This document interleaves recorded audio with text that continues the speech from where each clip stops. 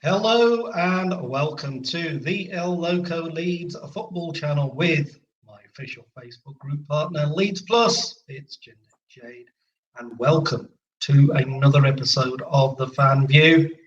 And the Fan View, who are not familiar with the Fan View because I'm getting loads of new subscribers, so welcome, and a big thank you to everybody who subscribed to the channel and who are joining us on Facebook and everything like that. But the Fan View is all about speaking to the opposition, the fans of the opposition that we're going to be facing, or friends of mine. And today I have got a wonderful gentleman who's going to join me, a friend as well as a fan of the opposition team, a wonderful radio presenter from the BBC Asia Network, but he's not only a radio presenter, he's a producer, a DJ, and a musician in his own right. The wonderful Bhamrah, who's a massive fan of Liverpool. I'm just going to welcome him on to the Fan View. As you can see with the red walls, I had to level it up. Yours was going to be all white and blue and yellow, so I thought I'd bring a bit of Liverpool red, man. But thank you very much, Jinder, for having me on, man. Really appreciate it. Looking forward to it. No worries, mate. Usually we love to have, different, just fans from YouTube channels and stuff like that. But to get a radio presenter, somebody from the media to come on to our channel is an absolute pleasure. So let's get straight into it. Let's talk about Liverpool's unfortunate defeat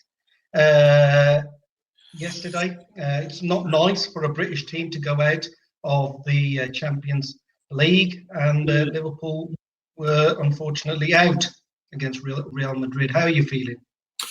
Technically, we weren't defeated last night. It was a 0-0 draw. So, any positivity? I'm looking for any positivity at the moment. That's where we're at right now. But yeah, you're right. Out of the Champions League, do you know what? It kind of sums up the season. The first leg didn't go as planned, and I think we played well last night. It wasn't a bad performance.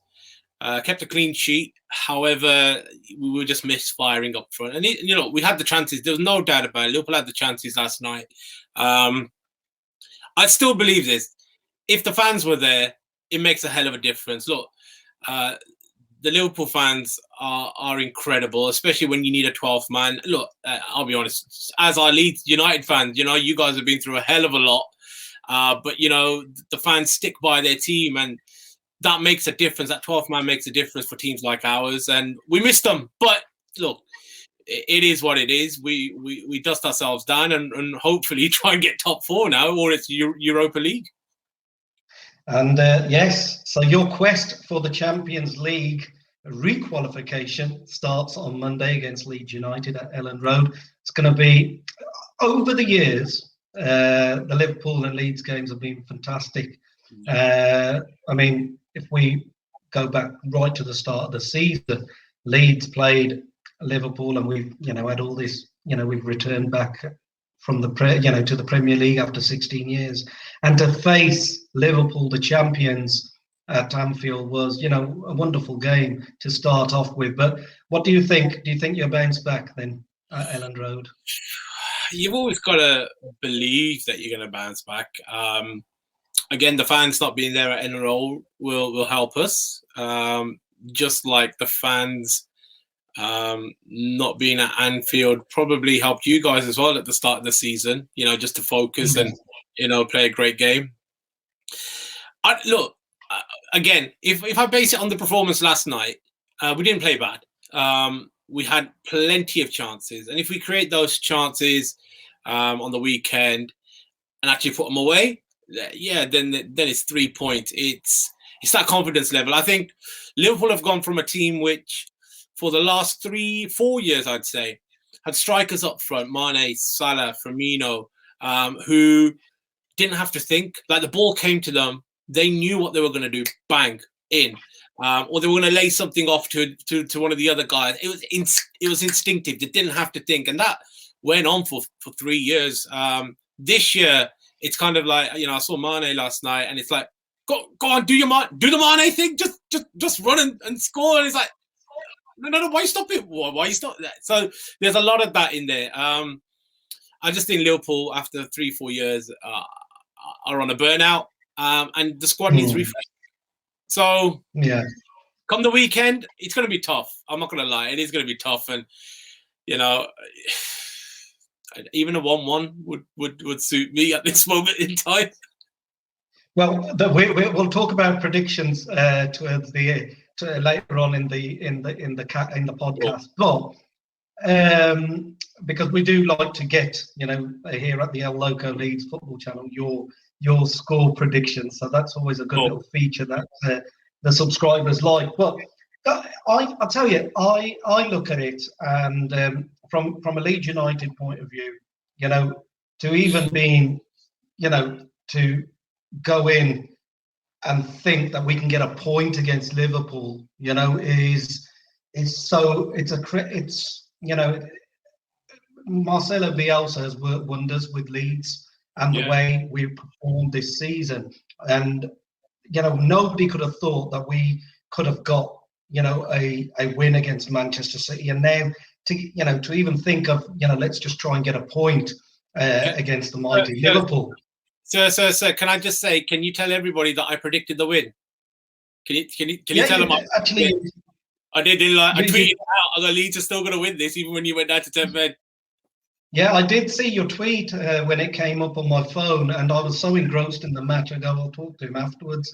But you did say that Leeds were going to go for the win. But no, it was a magnificent performance, as in defensively from Leeds United, because we're an attacking side. Liverpool are an attacking side.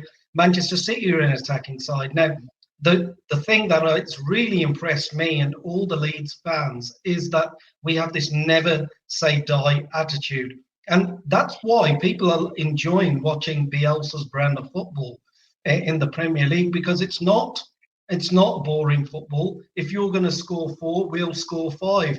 Or, if we're going to lose, we're going to go down in a blaze of glory. And that's the way football should be played. And Klopp's been playing this, the Gaganator football? I can never say it. Heavy metal football. Heavy metal football and all that kind of stuff. And it's a joy to watch, isn't it?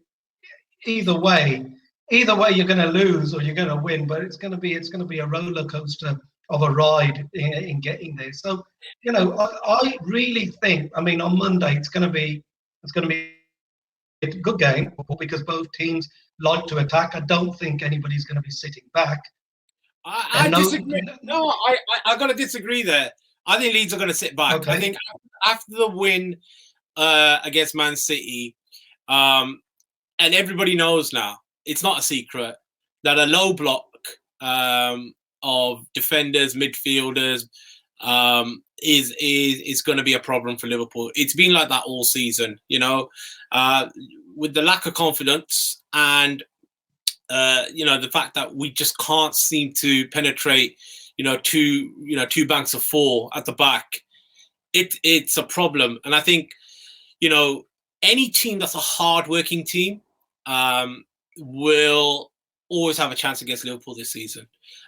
So there's no coincidence that teams like Burnley and Brighton and Fulham have got wins over Liverpool this season. It's not new, because they know going into the match, look, we're playing the champions. They've got even now the team's great, the squad's great. However, if we can just focus for 90 minutes, keep it tight at the back, keep it compact at the back, make them go out to the wings, make it cross it in. We haven't got, long gone are the days of Ian Rush, nodding in a ball with his head. I think I think you've got a good chance. I got to be honest with you. And I think any team, I think we're more likely to beat a Spurs and a Man City and an Arsenal like we did, because they want to play football. You guys want to preserve, which is, look, completely understandable, the position that Leeds are in. This season is about preservation for Leeds, staying in the Premier League for as long as possible. And I can see you guys, causing us a problem. Okay, well, I'll take that on board, but I just don't see with Bielsa changing his philosophy. The thing is, watching and analysing the Manchester City game afterwards because it was a phenomenal result. But if we didn't go down to 10 men, and Leeds would have continued, playing mono a mono, bang, bang, bang. It would have been against Manchester City. And then, with Manchester City, the quality that they've got, they would have eventually beaten us, I think, if we didn't go down to 10 men. So we were forced to do that kind of defensive approach because Marcelo Bielsa doesn't believe. But that's the thing now. So it's not even about the defensive. I think with Leeds, you are very reminiscent of the Liverpool, where it's go, go, go, go, go. It's high energy, high press, which is great. But the work ethic is always going to be there. Now, if the work ethic means, damn, look, we're down to 10 men now. We need to just hold it together, boys. Come on, we can do this. You're going to have to do that. Yeah. And I think having that experience against Man City, who are the best team in the country, best team in the world, to be honest, having that experience against Man City, that might actually make, Leeds, who are a forward-thinking team, maybe go, do you know what? Liverpool can still hurt us. Look what we did on the weekend. If we keep it tight and hit them on the break, we can have them. So, I think it actually played in your favour, having a man set up and having to play like that, so that it kind of sets you up for the Liverpool game. But look, either way, both teams have, the qualities are there, and looking forward to it. Yeah, it's going to be a great watch, and for anybody who's going to be thinking it's a Sunday game, it's not. It's actually Monday night football. So make sure you've subscribed to that wonderful channel on British Broadcasting TV, right? So, guys, now let's have a look. So we've talked a little bit about Liverpool's performance yesterday, and you're looking forward to. So everybody knows this, but Dix, can you just tell us a little bit on our channel your key players for Leeds to watch out? I mean, we know about Salah and Mane, but give me your take on them guys as well as some other key players that we may have to watch out. I think, man, if you asked me this 12 months ago, I would. You said who are the key players? I would have said all of them, because they were like this time last year. Liverpool were the best team in the world. There's no doubt about it. And 12 months on, it's a completely different team. I think the key two men, I would say, are our two centre backs, Kabak and Phillips. And the reason I say that is they've kept, I think, 4 or 5 clean sheets now. Even last night against Real Madrid, they kept a clean sheet. It's no coincidence that Liverpool have started really, really well in defence and stopping goals going in when we've had 4 players at the back and a goalkeeper who are playing regular. We are, I think, must be a record. We are on our 20th or the 21st different defensive setup and makeup. With the players who have to switch around. There ain't no chance anyone's going to win it. You know what I mean? You're not going to win. You're not going to win an egg and spoon race, let alone the title, if you haven't got a solid, fixed team. And Nat Phillips and Kabak have come in. Different leagues, different languages. One was on loan to Stuttgart last year. One's come in on loan from a team that's defensively terrible, but they've bonded and they've kept clean sheets. And any mistakes they have made, for example, in the first leg against Real Madrid, that's because of their age. You're 20 and 23. Yeah. That age and experience. Again, Nat Phillips was playing second division German football last season. So having them to have a partnership now has helped Liverpool. It has allowed Fabinho to kind of come back and be that shield, whilst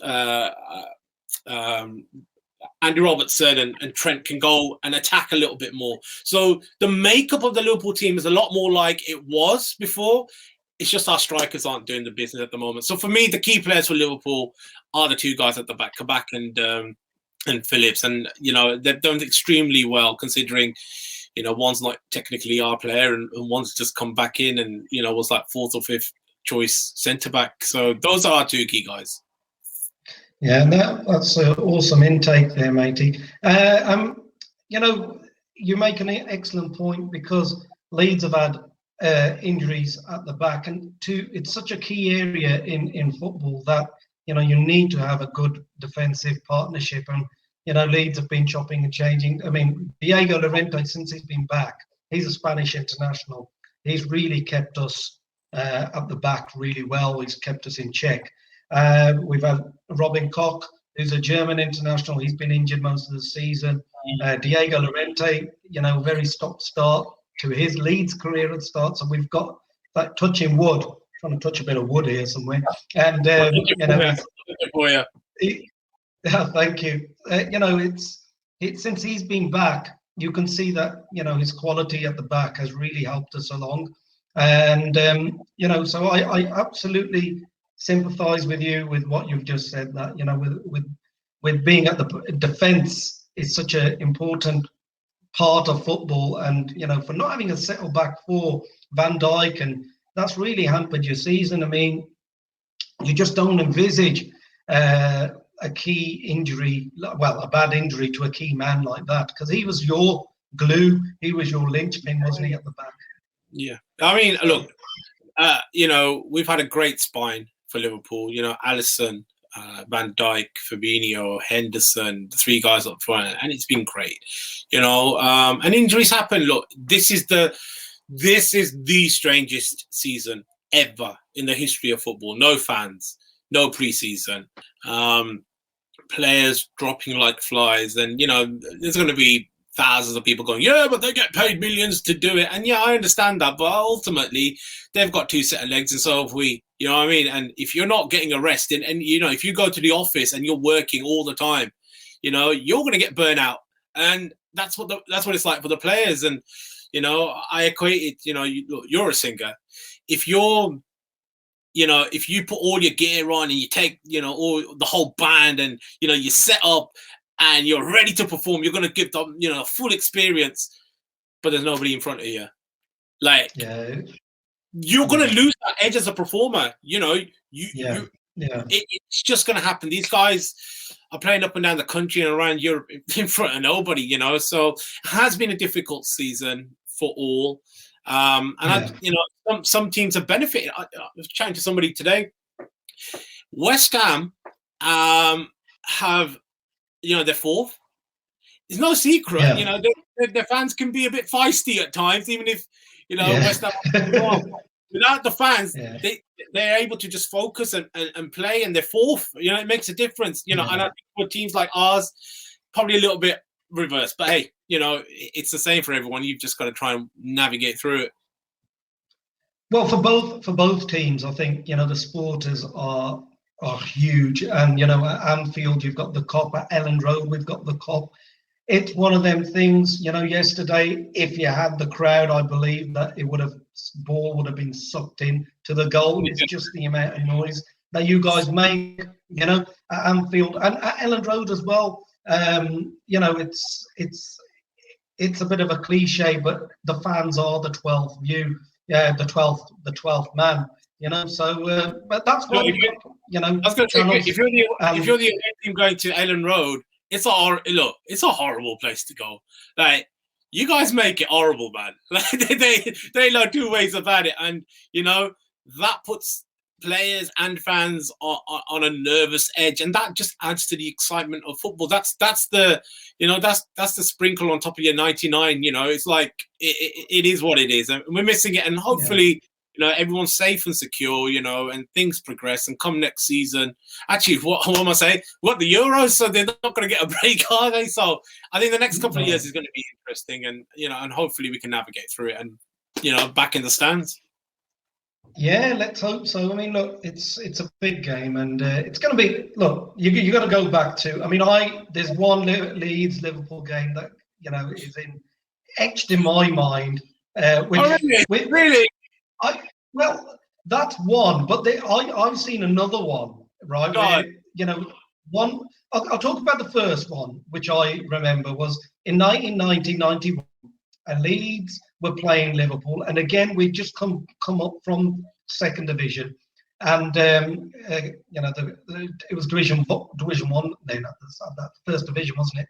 And Leeds played Liverpool at Elland Road, and it finished 5-4. You guys were like 4-1 ahead at half time, and it could have been 5-5. We had a goal disallowed. I think it was Lee Chapman or Carl Schutt, and that was a game which was unbelievable. But then, then you fast forward to 2001, and you've got the incredible Mark Viduka 4-3 game.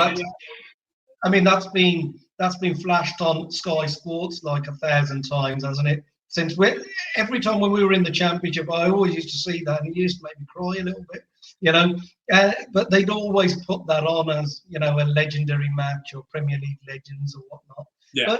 But you look at the first game, and that had like your great team of, Steve McMahon and John Barnes, Rush, Jan Mulby, Ronnie Rosenthal, so you had all these players, and that was a magnificent side then. And then then you faced us in the 2000s with Gerrard and Fowler. I think, was Robbie Fowler playing in that game, or was he our player?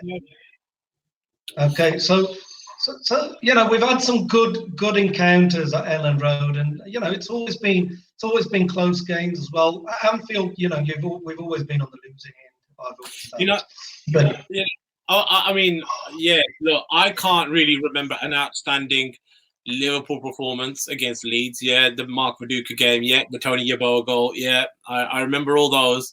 However, it would be wrong of me not to mention and be grateful to Leeds for, giving us players like Harry Kewell, who went on to win a Champions League, and, having a part to play in Gary McAllister's role, who went on to win a treble with Liverpool, and Nick Barmby as well. Big thank you to Leeds for helping him out in his career. He went on to win a few trophies as well. So there's a lot of love here. We might not beat you in a magnificent, Sky Sports recap style, but, you do grace us with some amazing players who go on to win things, much like Rafinha next season. So I think most of you Liverpool fans have got your beady eyes on the Rafinha, and Man United as well. Actually, Manchester United have been linked in with him, but I think Rafinha will stay for another year. You'd like to think so, yeah. Hey, you'd like to think so, yeah. I'm sure he will. So we've touched upon your key players, Dips, which you've told us that the two centre-backs, Phillips and Kabak. That's good, because I didn't know too much about Phillips. Is he the chap that you bought from Preston, isn't it? No. Phillips is a lad who was part of Liverpool's academy, who went out to loan. Yeah, he went out to loan to Stuttgart in Germany in the second division there, and he came back. He was if we had Van Dijk, Gomez, Matip, we sold Lovren. He was kind of like a fourth or fifth choice. He probably would have gone out on loan again. But he's done very well. Looks like a proper defender. A proper 80s defender. Big, tall, hairy, good in the air. He'd look good with with his head bandaged up. He's that kind of player. So, that's nice to have the grit at the back. So, Mark Wright from Italia 90, eh? Something like that, yeah. Okay, so let's have a look at your team's current form. I know you had a dip in your form, didn't you, this season? And the start to 2021 wasn't fantastic. But I think just because you've beaten one of it's not a Leeds rival, but they'd like to think it is. You beat Aston Villa last week, which I was happy about. So was I. Yeah, I don't know what it is with the Villa fans. They're always tromping at something, and there's a team who's actually done really well without their fans. Dips, would you say? Because Villa Park is a bit tasty, isn't it? They turn on each other. It's the West Ham effect, isn't it? That's what it is. It was only last night. So Liverpool are out in the Champions League 0-0, and I get I tweeted that still going to say the same thing. It's not the same without the fans, and I actually had a Villa fan who's got no rhyme or reason to get involved. Right? He gets involved and he goes, "You know what it is? Since the 7-2 beating, right? It's not been your time." And I'm like, "Listen, mate. In between Ronnie Rosenthal hitting the crossbar and that 7-2, we've won the league, the Champions League twice, the FA Cup 3 times, the League Cup 4 times. World Cup, we'll be all right. Don't worry about it. You guys, just kind of take care of yourself." But yeah, as far as our form goes, I think, I think we're better. We're better than we were. The defense is now fixed, so the 5 at the back are great for us. I think we can do it. I really do. I think we can. I think we've got a chance against you guys. But again, the inconsistency is always there, And as long as they can focus, we should be okay. Should be, I think. Okay. So team form, you're okay with it. I think you've turned the corner, haven't you, with that victory against Villa, right? And hopefully, when the Liverpool juggernaut, and we're talking about a juggernaut, right? It's a big truck, the Liverpool truck. It's not a little itty-bitty one, right? So if we're turning the corner, the angles are going to be a bit more problematic. It's going to take longer to navigate the corner. But once we've done it, it's full steam ahead, man. So yeah, look, you can only laugh. Like there's a lot more serious things going on in the world, but right now you can only laugh and take it on the chin. But again, I think our form since the turn of the year is probably the best it's been. And hopefully we can just continue that into the match on the weekend. Because you guys are unbeaten, aren't you? You are unbeaten in the we've won the last three. Won the last 3 in the league. That Trent last minute goal against Villa. I think that just helped confidence levels all around. So yeah, we should be okay. And again, like I said, we might have got dumped out of the Champions League, but we played well. If we actually put the chances away, we would have gone through. So if the chances go in against you guys, I think we'll win. They're a good side. Real Madrid were, yesterday, it's a one-off game, but they were a good side. I mean, I saw some of the way they played. They had some quality players in there: Casemiro, Modric, Benzema, and all these players. That Rodrigo looked okay, but Asensio. I don't know too much about these elite players because where Leeds have been in the Championship for such a long time. But now that we've had a nice season underneath our belt, it's good that we're looking towards Europe and stuff. And I'm looking at the likes of these players from Real Madrid and thinking that maybe they could join us in the summer as well. Maybe, yeah. Okay. My dad's just walked in. Okay. No, we carry on. It's like our season. You just don't know what's going to happen. Yeah, it's just unexpected, but that's okay. That's all right. Say hello to your dad from me as well. Well, we'll do. But just quickly, Dips. So I'm conscious about the time and your time as well. So I just want you to, just for fun, just quickly on the team form. Leeds are also on a good run of form as well. We've won our last sort of 3 games as well, or something like that. So it's good that our forms are quite good coming into these matches. So your predicted 11. Tell me, who do you think will be in goal and who will be up front? All right, so my predicted 11 it's looking like Alisson in goal, Trent right back, Kabak, Phillips in the middle, Robertson on the left.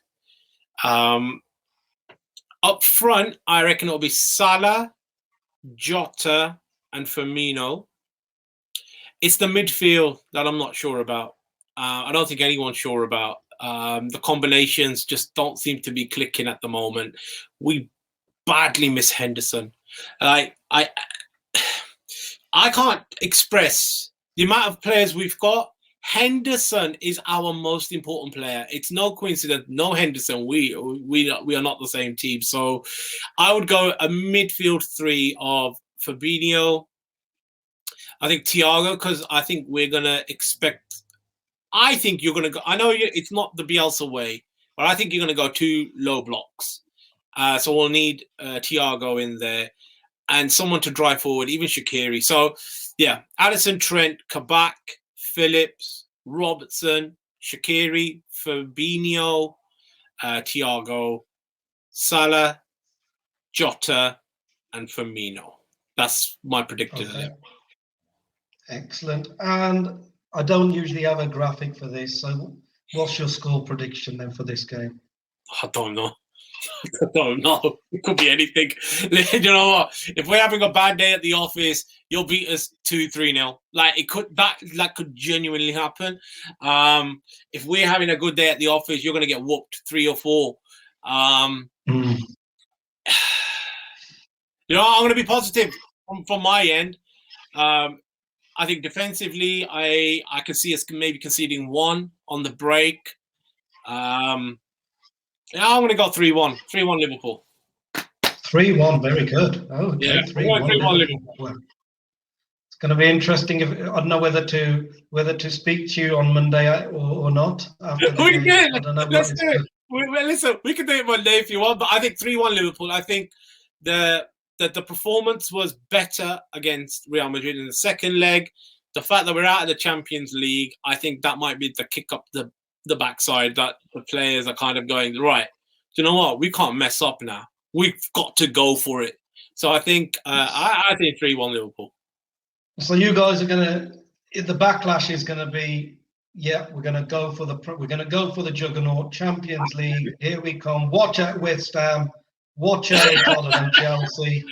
We're going for it. And Leeds are the first ones on that. Listen, even as a Leeds fan, really, do you want West Ham in the Champions League or Liverpool? Come on. It's going to be interesting. I always like to see something different, but I don't know. I really haven't got you know what? On the merit of the season, if you look at it, West Ham have played really well, and I cannot believe that I'm actually saying this. And David Moyes, you've got to give credit where credit's due. But, if it's a toss-up between Chelsea and Liverpool, definitely Liverpool all the way. Just for, to change things up, West Ham. But have they got a chance in the Champions League? No, Liverpool would have more of a chance, realistically, next season if they were to go into the Champions League. You don't want claret and blue in the Champions League, whether it's West Ham or Villa, man, or Burnley. Absolutely. You can have a bit of... Yeah. If it's, if it resembles too much of Aston Villa, then West Ham. So that's our mutual sort of love for the claret and blue colour. But just quickly, some personal questions, if you don't mind. Yeah, sure. How did you become a Liverpool fan, and when did you actually start supporting Liverpool? Was it after 2015, right, or was it before then?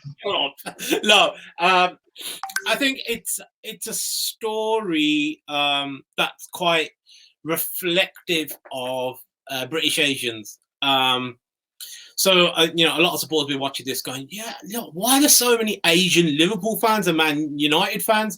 Well, the reason for that is, you got to understand, like, for example, when my kind of parents came over from India and from my mom came out from Africa, they're in a foreign country, foreign language, everyone's different, but they're going to try and make their way in life. They're working hard, trying to keep themselves to themselves. And there's not much of a social life back in the 70s, 60s, 70s, and 80s. And obviously in the 60s, United were doing very, very well, European champions. 70s and 80s, Liverpool were the team. So if, you're at United, there was a Leeds United in the 60s. Kind of in there, but I'm talking like consistent.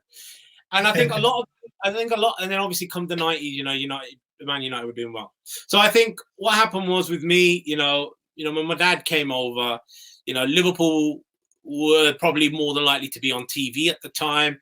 They were the ones in the newspapers. They were the ones winning league titles. And, I think a lot of people all from the subcontinent, kind of gravitated. Oh, they seem to be a good team. Oh, we see them a lot, because you got to remember Asians didn't go to football in the 80s. We didn't go into the stands. We were scared to do that. So, my dad used to follow, what Liverpool were doing. And, as a kid, I'd be like, okay, so it's Liverpool then. Okay, cool. And that's kind of how it started. For me, I really got into it probably around about, obviously age-wise, I remember Ruud Gullit's header in the European Championship. That's kind of my first introduction into football. And then as you get older, you kind of start, seeing things. So for me, I'd say around about 91, 92, where I really got into Liverpool Football Club. And funnily enough, we were signing people like Torben Pieknik and Istvan Kozma. We was and Paul Stewart.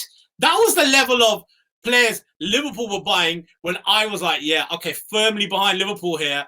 We were terrible. We had to buy Michael Thomas from Arsenal to Liverpool to help us win the FA Cup. That's how bad we were. Graham Souness, God bless him, amazing player for Liverpool. But he didn't really do much playing-wise as a manager, So early 90s for me, not the best time for Liverpool. But look, like yourself, you got to, once you've nailed your colours to the mast, you go with it. So it's been an interesting ride. And like last year was a joyous moment for Leeds United fans. It was a joyous moment for Liverpool fans as well, because you won the league, and it took you 30 years to win it. An incredible achievement, and that's why you should you hear all these stories about when teams go on a bad run, they're the first person who gets the bullet or the negative press is the manager. And for anybody to say to Jurgen to leave or anything like that, I think it's nonsense, because what he's achieved at Liverpool is it's legendary status now, because so many managers have come, tried and failed. You've got the likes of Roy Hodgson, Kenny Dalglish will always be a legend. Don't say his name, please. Don't say his name. That still hurts. Roy Hodgson. Don't Roy Hodgson. That still hurts, man. I thought you were talking about Kenny Dalglish.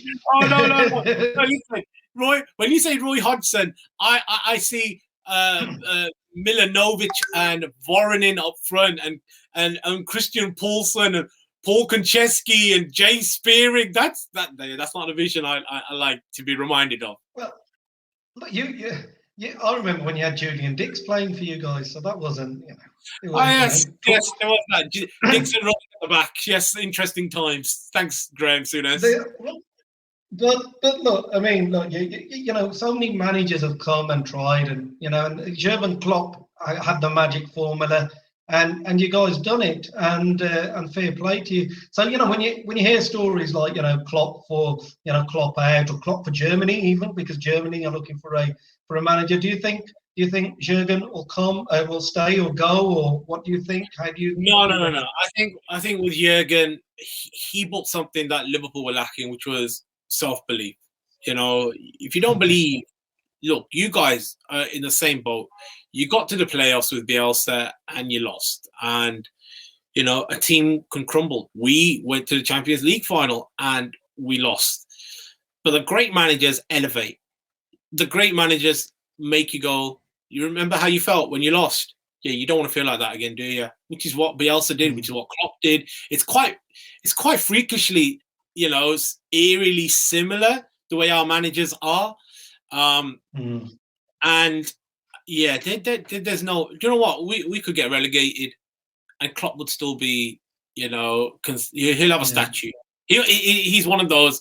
Next to Shankly and Dalglish, there'll be a Klopp statue. The guy has just re-energized and reinvigorated Liverpool. And look, you're not going to win everything every season. Man City haven't been able to do that. and they've got an advantage over every team with the money that they've got. So, you don't expect miracles every year. You're not going to get 100 points every year. But hell no, Klopp ain't going anywhere. And when the time is right for him to go, he'll make sure that the club is stable, and then he'll leave. Yeah. He'll be the Germany manager at some point, and so he should. But I think there's still plenty in that tank, plenty left. Yeah, no, you make an excellent point. I mean, look, it's great that we've got, we're in this wonderful opportunity that we're talking about it. And like I said, it's going to be a massive game on Monday. It's going to be two big clubs, and that's what it is. This is what the Premier League was lacking. Without Leeds United being in the Premier League, would you want Burnley versus Liverpool? No, you wouldn't. You want Leeds versus Liverpool. You want that kind of. You want that rivalry, and that's what it is. But with Liverpool, I've always felt. I mean, you guys in 1992 when we won the league, you helped us with beating Man United. We beat Sheffield United in the afternoon. We won the league, and it was Man United had to beat Liverpool. And there's a clip on ITV's big match. It was Elton Wellesby and all that, and they've got a clip with Eric Cantona, David Batty, McAllister, Lee Chapman sitting at Chapman's house, and they're watching the game, and Liverpool have scored, and it's 2-1, and everybody, all the Anfield, the Klopp, shall we say, was shouting champions and saying Leeds' name. So there's no real sort of rivalry with yourselves compared to the team in red that we really want to beat is next week. So that's Man United. So we have no real problems with Liverpool as well. So let's just hope it's a great game. Just in closing, Dix, can you just tell us when you are on? I mean, I know when you're on the BBC Asian Network because you've been playing my Marching On Together fans. God, they're putting us on. A massive thank you to you for playing that on your show. And but can you tell our viewers when you're, or if they fancy watching your show, when they can find it, Bhamrah on the radio? Yeah, so I am on every Sunday on the BBC Asian Network. If you like Jinder's song, Marching On Together, you like that kind of Bhangra style and that Bhangra vibe, I bring you that and a whole host more every single Sunday 1 till 3, just before the big Sunday kickoffs as well. So I kind of got it planned quite nicely there. But yeah, every Sunday 1 till 3 on the BBC Asian Network. So yeah, make sure if you need a Bhangra fix, need a bit of energy in your life, come and tune in, and we're good to have you. And can we find you on Facebook and stuff like that? Yeah. Facebook, Twitter, Instagram, Dips Bhamrah. Just come and follow, say hello, get involved with the banter, and we'll take down any Villa fans that we can see quite politely anytime you want. It's not a problem, anytime. What I'll do is I'll definitely stick the links in the description box. But from the fan view, Dips, thank you for coming on the show, mate. All the best for the match, and all the best for your show on Sunday as well, buddy. But guys, we're going to call it a day. Thank you for watching the fan view. We've been the Jinder Jade and Dips Bhamrah here at the Loco Leeds Football Channel. Thank you, guys, and tell me in your comments what your thoughts on the game will be. But marching on together. Take care.